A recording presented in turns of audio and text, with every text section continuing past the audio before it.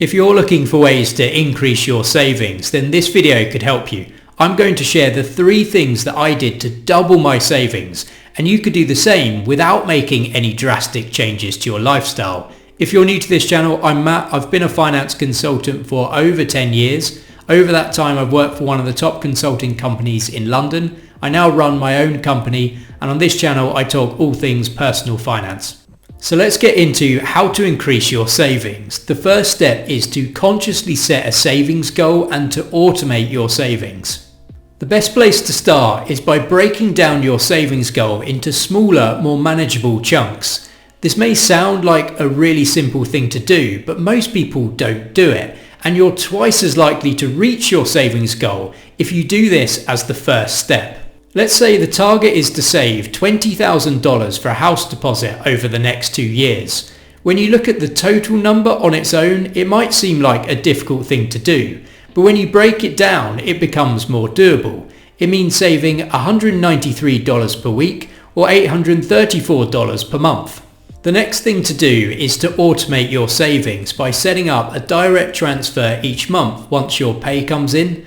That way you always budget for and set aside an amount to save and invest each month. By doing these 2 things, you're building solid savings habits into your regular routine, and by paying yourself first and automatically saving when your paycheck comes in, you're forcing yourself to manage your budget to be within your means. The second step to increase your savings is to focus on reducing your biggest monthly expenses and to optimize your spending. No more than 50 to 60% of your income should be covering need-related costs. These are fixed costs like rent or mortgage, utility bills, your day-to-day food and transportation, as well as any other costs that make up your essential living expenses. Housing, transportation and food are the 3 biggest expenses for a typical household, and finding a way to save on these will make the most difference to reducing your fixed living costs. For example, could you renegotiate your rent? Maybe you could agree a longer tenancy term, and by giving your landlord assurance that you'll be in the property for a longer period of time, it might enable you to agree a lower monthly rent cost. Another way to reduce costs could be to use a comparison website to switch to a lower cost provider for things like your utility bills, internet and insurance. It can be tricky to stop your expenses from ballooning, particularly in high cost of living locations, unless you consciously manage it and set a ceiling. So capping your fixed living expenses at 60% of your income helps to keep this in check. Optimizing your spending is also important to be able to save more. No more than 20% of your income should go on your wants. It's so easy to get caught up with a new trend or latest version, like the newest iPhone, and we instantly convince ourselves that we need it, even if our current phone works completely fine. When you're in this moment, it's a good idea to pause before buying and ask yourself, do you really need it? If you're really focused on saving, then you have to be tough on your discretionary spending. It's really common for your wants to merge into your need-related costs or exceed that 20% threshold of your income, but ultimately it's just going to derail your savings goal. If you decide that you do still need it, then think about how you can get it for cheaper. For example, using a comparison website, buying it secondhand, getting a cheaper alternative, or waiting to buy it in a sale. The other key thing if you want to save more is to pay off any high interest debt that you have, for example car loans, personal loans, credit card debt or student loans.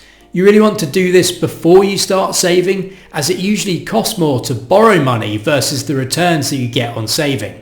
If you have $2,000 in a savings account with a 4% annual interest, you'll earn $80 after 1 year. But if you have credit card debt of $2,000 with a 22% interest, it will cost you $440 over that same year.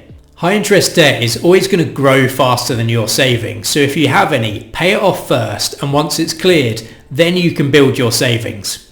The third way to increase your savings is to earn more money. If you're able to increase your earnings while keeping your living expenses at a similar level, then you'll have a larger positive cash flow and you're going to be able to save more each month.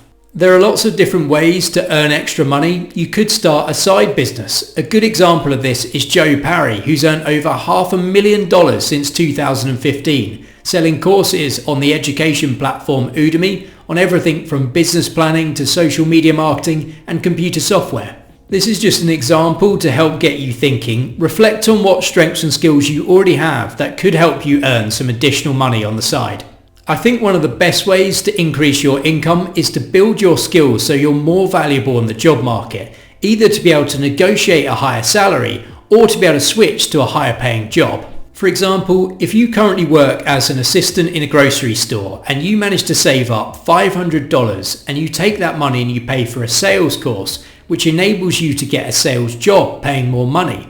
If you're then able to add the ability to do marketing on top while you're doing your sales job, then you can now run your own ad campaigns, you can get customer leads in, and you can close sales. Your earning potential has just gone up tenfold from the pay you were getting from working in the grocery store. The key takeaway here is that although there is a cap on how much you can reduce your costs, you can always earn and make more money, which can help you to save faster. So these are the 3 ways that help me to double my savings. I hope this video has been helpful. Feel free to leave any questions in the comments, give the video a like and subscribe to my channel. I'll see you on the next video.